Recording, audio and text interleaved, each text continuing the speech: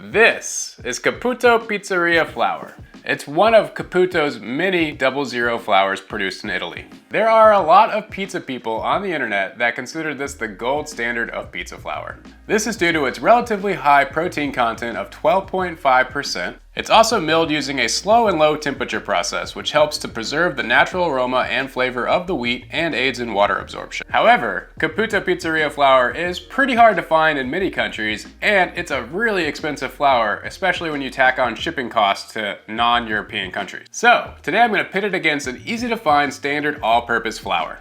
I want to see if the logistics and price of tracking down a bag of Caputo flour is truly worth it to make a great Neapolitan style pizza. Let's find out. That brings us to the experiment. I'm making 2 identical batches of dough for each of the 2 flours. This is a pretty straightforward Neapolitan dough recipe. I'm using a 63% hydration dough with a 2% salt addition and a 72-hour fermentation using a poolish starter. There's a link to the full description of the dough recipe in the description below. Right off the bat, I did notice that the Caputo dough had a smoother and more elastic feel than the all-purpose flour after I mixed it.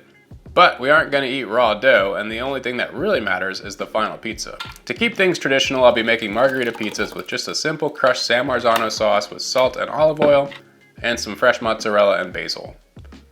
I'll be cooking the pizzas in the Rockbox pizza oven at about 850 degrees. Okay, here are 2 pizzas. This is the all-purpose flour and this is the Caputo flour. Not huge differences just looking at them. The Caputo maybe brown just a little bit more. Hard to say. They're super similar.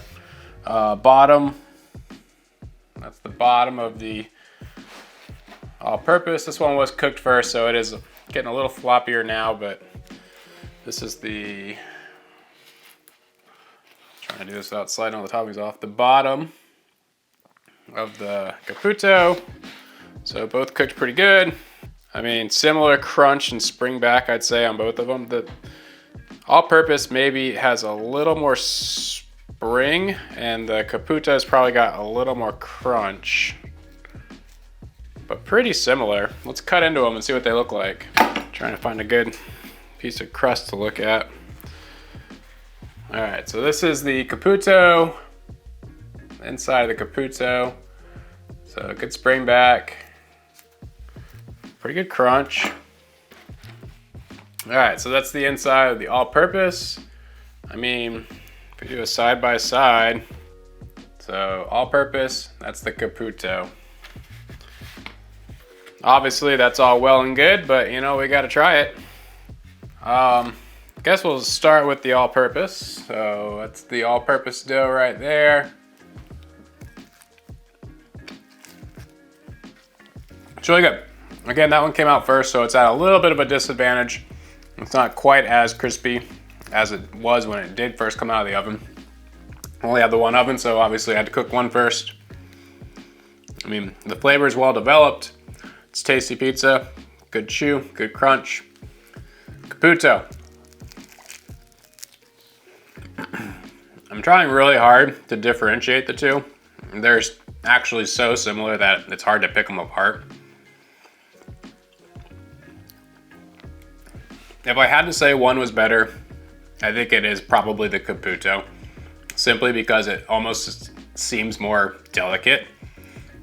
It's still crunchy, it still has good chew, but it just seems lighter, if that makes any sense. The flavor, I can't.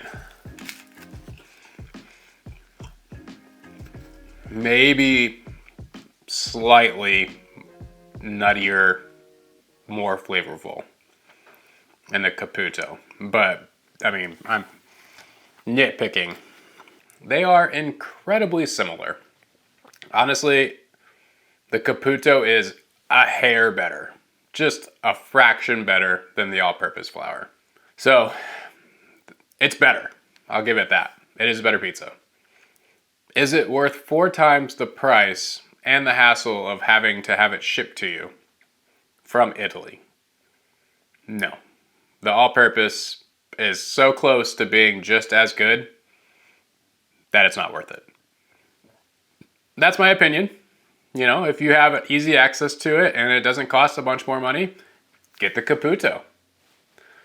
All right, that's all I got. Thanks for watching. Hit that subscribe button. Love you lots.